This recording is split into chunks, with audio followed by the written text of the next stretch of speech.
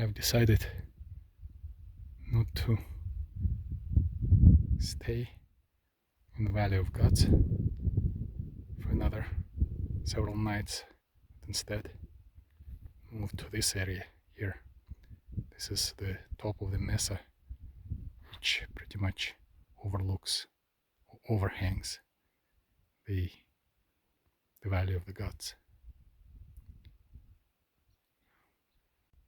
The reason that I moved from the Valley of the Gods is that, and it's absolutely beautiful, just awesome. But if I were to spend there several days, there isn't really much to do for me. There are really no hiking trails there. It's pretty much have to walk or bike along that road, which is, I mean, not a big deal in terms of safety, but I mean, all the cars are kicking up a lot of dust, so it's not very pleasant. So over here, on the other hand, I can bike or hike or do whatever I want along this mesa top. I've actually seen a lot of, trails or dirt roads there, so I can keep myself entertained here much better than in the Valley of the Gods. Yeah, here is another absolutely mind-boggling place. It's kind of hard to see against the sun, but this canyon, this kind of meandering canyon, it's carved by the San Juan River. You could see it down there. And this kind of landscape over in Arizona, Utah, they call it Grand Staircase. You kind of see how it is a staircase. It's like a first level where the river is, and then there is this level, which is actually the bottom of the valley. And you can see there in the distance, it's the Monument Valley, that's the Indian territory. And then behind that ridge, there is the Valley of the Gods. You could actually see it once you're on that ridge. And I'm here on this level, which they call the Cedar Mesa. And if you go down that way, there are pretty tall mountains, the La Salle Mountains, which is, I guess, the fourth level. Yeah, no wonder it's the Grand Staircase. By the way, when you take videos, you just have to watch for this type of crevices, because yes, you can fall in them. You actually get stuck there. Yeah, and don't drop your cell phone in there. I guess if you fall in there, cell phone will be the least of your problems. I knew that this area is absolutely beautiful, but I had absolutely no idea I'd be able to see the views like this.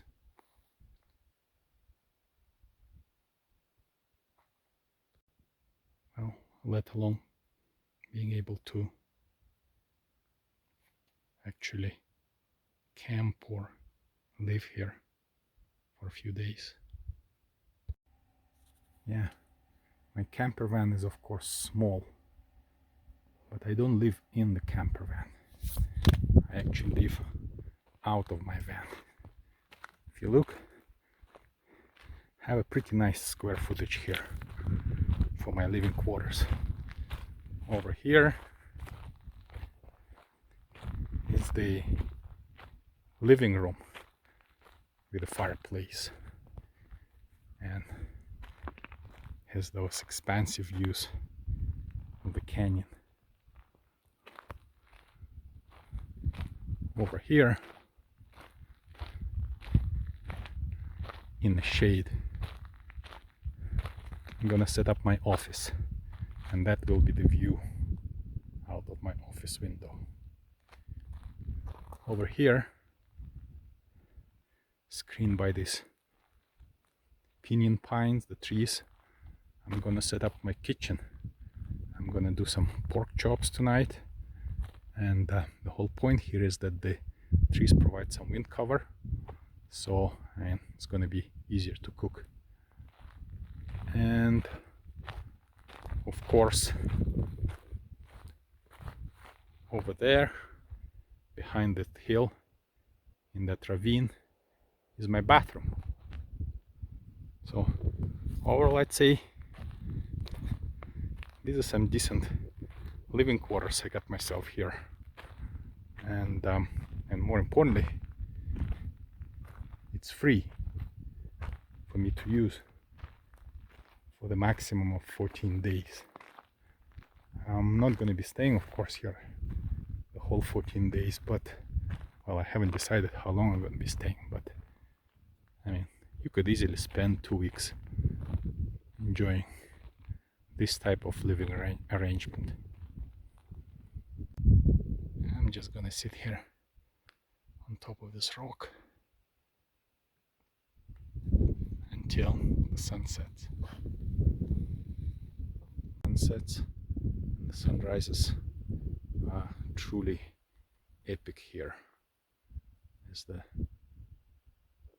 van lifers like to say.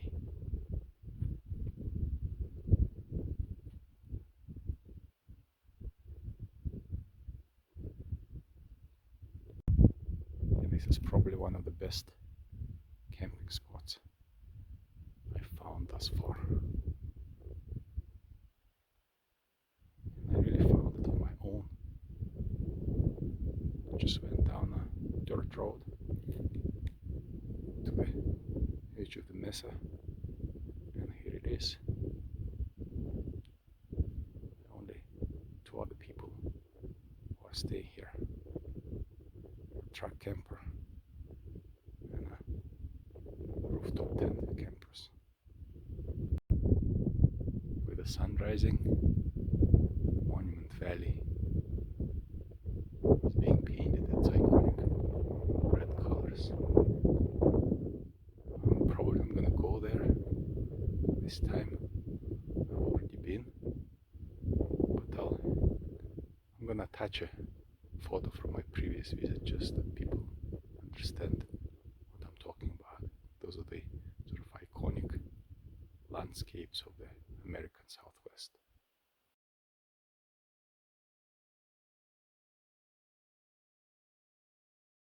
When I was traveling in these areas in a rental car, I was never able to catch sunrises because I never felt like waking up early and then driving for another 30 minutes to an hour to a sunrise spot. But now I can just wake up at a sunrise spot. There are these small birds flying over the canyon. They're incredibly fast. I'd say they're probably like some kind of a lark or a swallow. I don't know. I'm not an ornithologist. But I'm kind of afraid to fly my drone here because they may just intercept it. It looks like there is a very short period of time when the sun shines into the bottom of that canyon and you could see the river. Yesterday I came around 1:30 and the bottom was shaded from the right side. Now it's around 11 and the canyon shaded from the left side. I guess it's September 25th, so it's almost the fall equinox. So I'd assume that around noon, as they say high noon, I should be able to see that river. Just as I had expected. It's almost exactly noon and the sun has reached the bottom of the canyon and you can see the San Juan River San Juan flows down to the southwest from here, maybe for about like 70 to 100 miles, and then meets with the Colorado River. And together they flow and they form and carve the Grand Canyon. So San Juan here carved this canyon, and the Colorado and San Juan together carved the Grand Canyon, which is of course very impressive, but I'd say this is also quite impressive. You can see the river really meanders almost all possible directions. Here it kind of flows north and then starts south and then goes west, and at some places it goes east. So I mean, it's just a maze. It just forms really a maze of canyons here.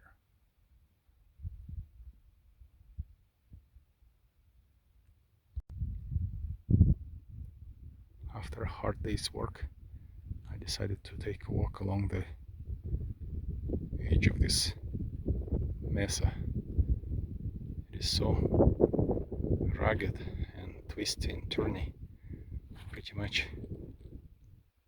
To make a few steps, you get a completely different vantage point.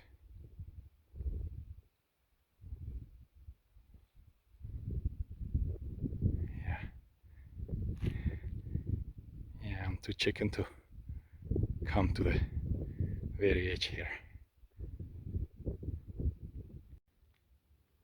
Today is Tuesday, September 26. It's already been 2 days since I climbed the Moki Dugway and left the Valley of the Gods. I think I found, for the past 2 days I've actually stayed in this spot, which I think even the gods are jealous of. Over there at the distance you can see, kind of silhouetted against the sun, the Monument Valley. That's the kind of the most iconic place in the southwest. And down at the point there where the people are, it's called the Molly Point, and the views are absolutely mind-boggling. To the left goes all the way out, but also down, and similarly to the right, different views, also out in the distance and down in the canyon. And of course you have a 360-degree panorama. And here I am on top of this hill. Yeah, really, since I've been here, for those 2 days, I've been really running around, all around this mesa, trying to take as many videos as possible. From the left, from the right. I even hiked all the way to that point and even biked this mesa. Unfortunately, in my excitement, I was spinning the camera like a madman, so most of the videos are not very usable, because when you watch them it makes you dizzy. Actually made me dizzy. Last night I really fell asleep while trying to find a good video from the past 2 days. I'll maybe still try to find something, but well, it's a kind of live and learn. But well, for the past 2 days the weather was absolutely fantastic. The sun was shining just like today, and there was hardly any wind. Unfortunately today the wind kind of started to pick up, so I'm worried that the sound on this video will be messed up. So I'm not much of a cameraman, And I guess I'm not gonna be a very good sound engineer either.